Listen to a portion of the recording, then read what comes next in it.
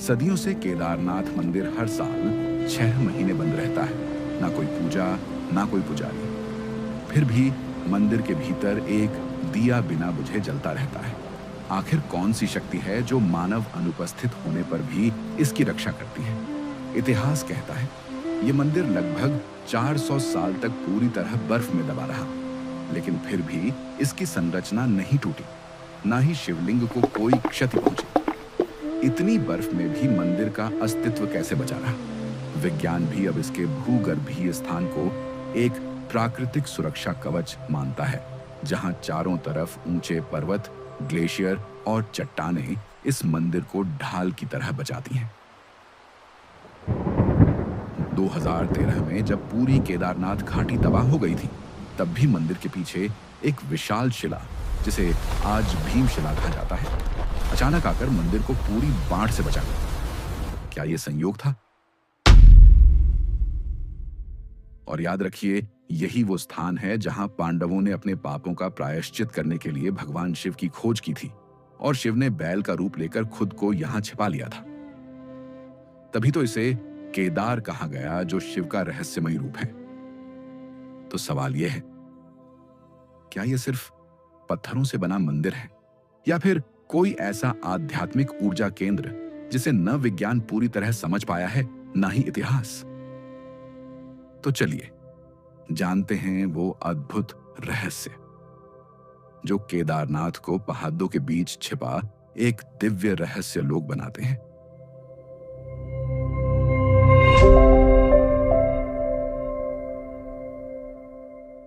महाभारत का युद्ध समाप्त हो चुका था। धर्म की जीत हुई थी।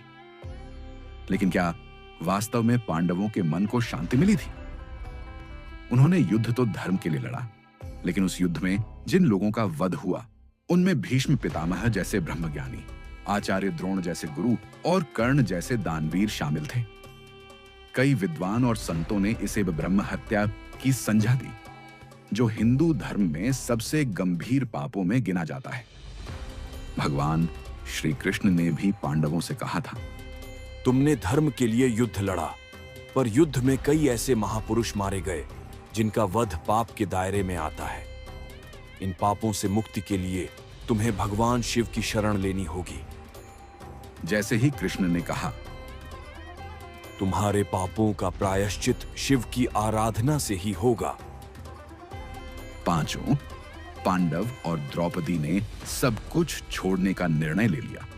अब न कोई रथ था, न सैनिक, केवल भक्ति का रास्ता था। वे चल पड़े हिमालय की ओर, बर्फ, पत्थर और मौन के बीच भगवान शिव की कृपा पाने। लेकिन शिव प्रसन्न नहीं थे। वो पांडवों के पापों से रुष्ट थे और उनसे मिलने को तैयार नहीं थे। उन्होंने अपनी लीला रचाई और एक विशाल बैल नंदी रूप में परिवर्तित होकर उत्तराखंड के ऊंचे जंगलों में छिप गए। पांडव चलते गए। केदारखंड के घने जंगल, चट्टानों और दुर्गम रास्तों से होते हुए वो पहुंचे एक स्थान जिसे आज हम गुप्तकाशी कहते हैं। यहां उन्हें संकेत मिले कि शिव इसी क्षेत्र में कहीं छुपे हैं। भीम, जो सबसे बलशाली थे, आगे बढ़े शिव को खोजने। एक दिन उन्हें एक अनोखा बैल दिखाई दिया। उसकी चाल, उसकी ऊर्जा, सब कुछ साधारण नहीं था। भीम को समझ आ गया, यह कोई सामान्य पशु नहीं, स्वयं महादेव है।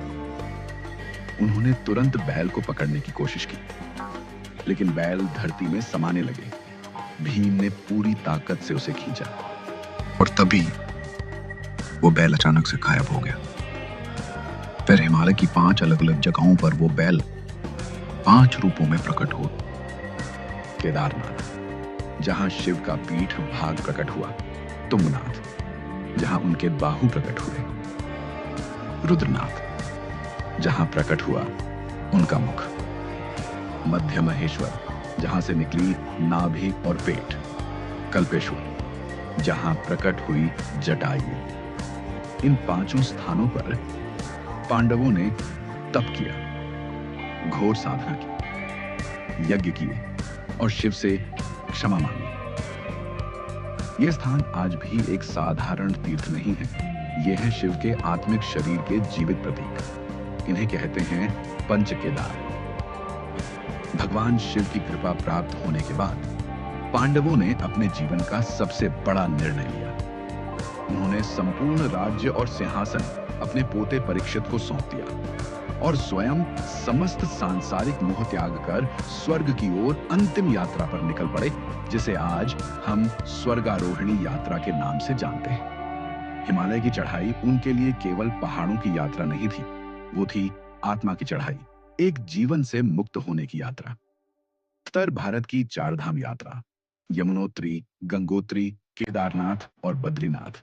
इनमें केदारनाथ शिव और बद्रीनाथ विष्णु को आध्यात्मिक संतुलन का मिलन बिंदु माना जाता है। यहां पहुंचकर साधक केवल दर्शन नहीं करते, बल्कि हिमालय की ऊंचाई पर फैली गहरी, मौन और शक्तिशाली ऊर्जा को भी भीतर तक महसूस करते हैं, जहां हर श्वास अपने आप मंत्र बन जाती है। केदारनाथ मंदिर की पूजा भारत की अन्य शिव मंदिरों से बिल्कुल अलग है।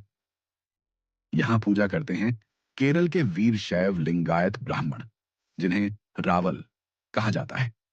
रावल शिवलिंग को स्वयं स्पर्श नहीं करते, वे केवल पूजा विधि का संचालन और वैदिक निर्देश देते हैं। वास्तविक पूजा का क्रियात्मक भाग स्थानीय पंडा समाज द्वारा संपन्न किया जाता है। यह अनूठी व्यवस्था आदि शंकराचार्य द्वारा स्थापित की गई थी, जिसका उद्देश्य था उत्तर और दक्षिण भारत को आध्यात्मिक रूप से एक सूत्र में बांधना।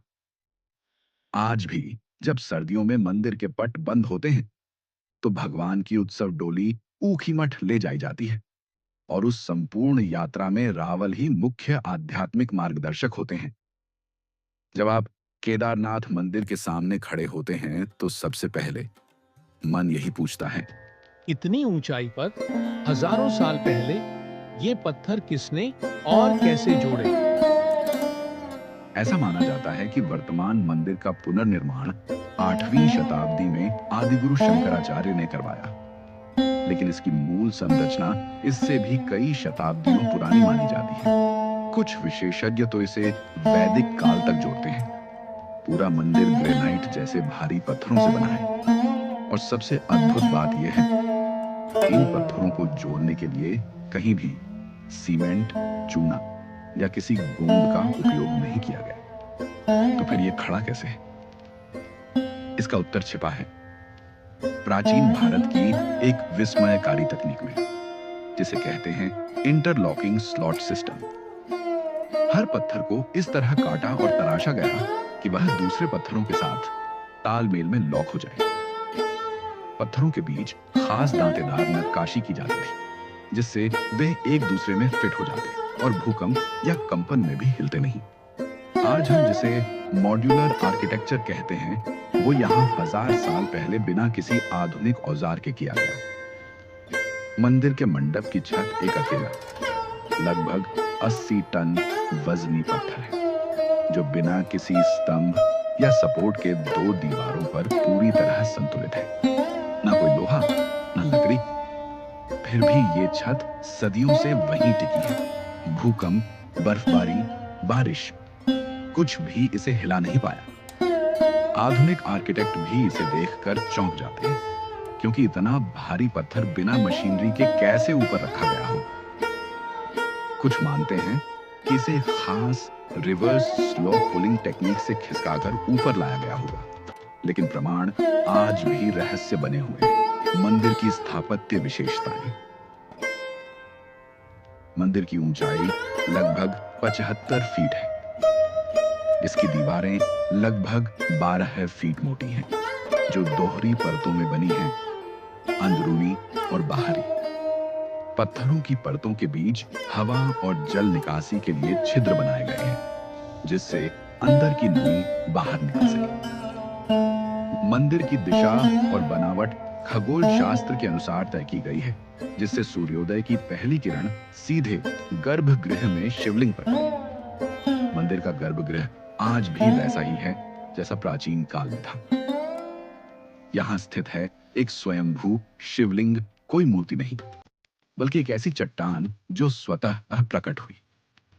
गर्भगृह के भीतर कोई सजावट नहीं, सिर्फ मौन, अंधकार और एक कंपन, जो हर भक्त को ये एहसास कराता है कि शिव यहां केवल पूजे नहीं जाते, शिव यहां विद्यमान है।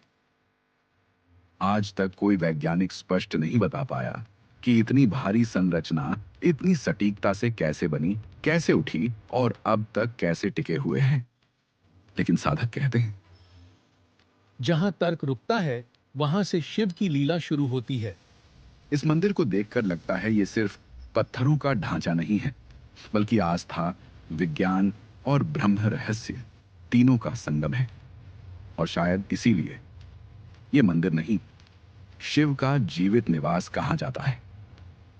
आपको जानकर हैरानी होगी कि केदारनाथ मंदिर एक या दो बार नहीं, बल्कि सदियों तक भयंकर प्राकृतिक परिस्थितियों का सामना करता रहा है। इतिहासकार और भूगर्भ वैज्ञानिक मानते हैं कि 1200 से 1700 ईस्वी तक लगभग 400 सालों तक पूरा मंदिर क्षेत्र बर्फ और ग्लेशियर की मोटी परतों के नीचे दबा रहा।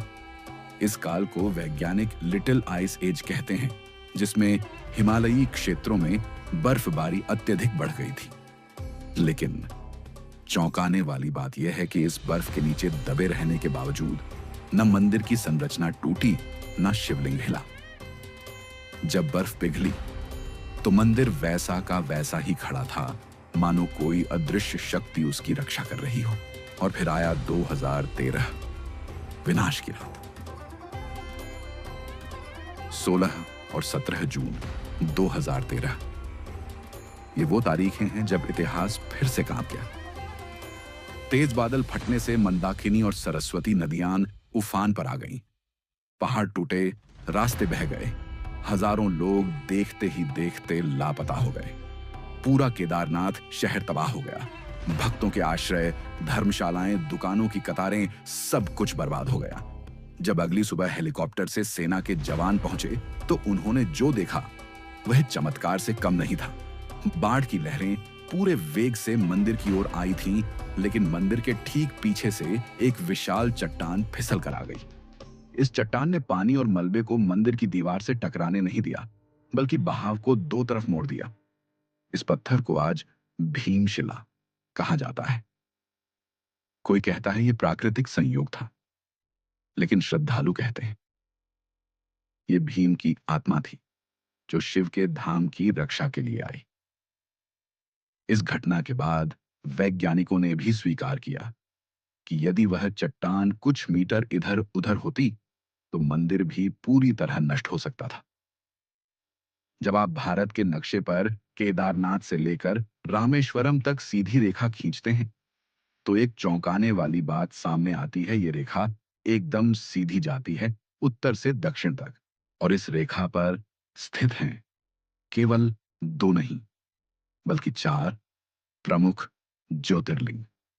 केदारनाथ उत्तराखंड, महाकालेश्वर उज्जैन मध्य प्रदेश, ओंकारेश्वर नर्मदा तट मध्य प्रदेश, रामेश्वरम तमिलनाडु। चारों शिव के निवास स्थान, चारों एक ही सीध में और चारों ऊर्जा के तीव्रतम केंद्र। क्या यह केवल संयोग है?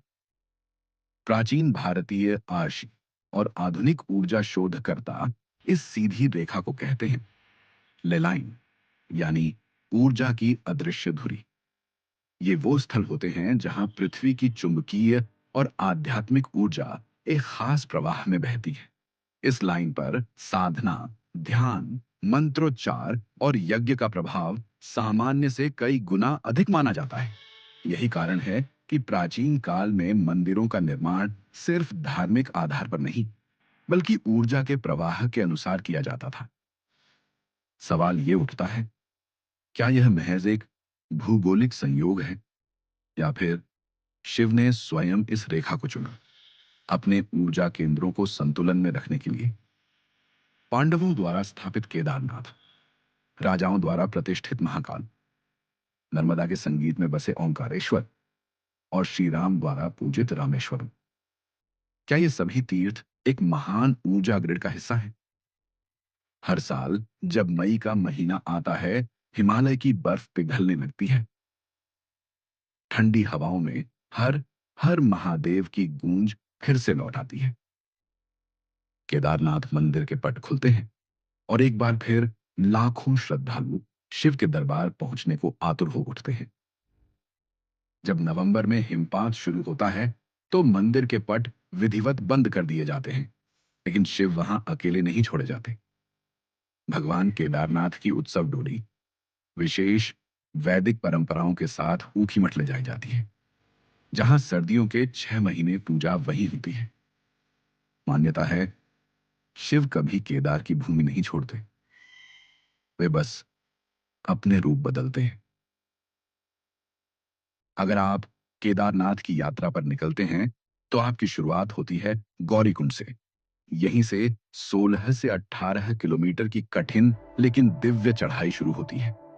मार्ग में पड़ते हैं जंगल, चट्टी, हरे घने वृक्षों और ठंडी हवा से भरा पहला विश्राम स्थल भैरव घाटी, जहां से घाटी का विस्तार और शिव की शक्ति महसूस होती है। लिंचोली, यहां से हिमालयी चोटियां नजदीक आने लगती हैं।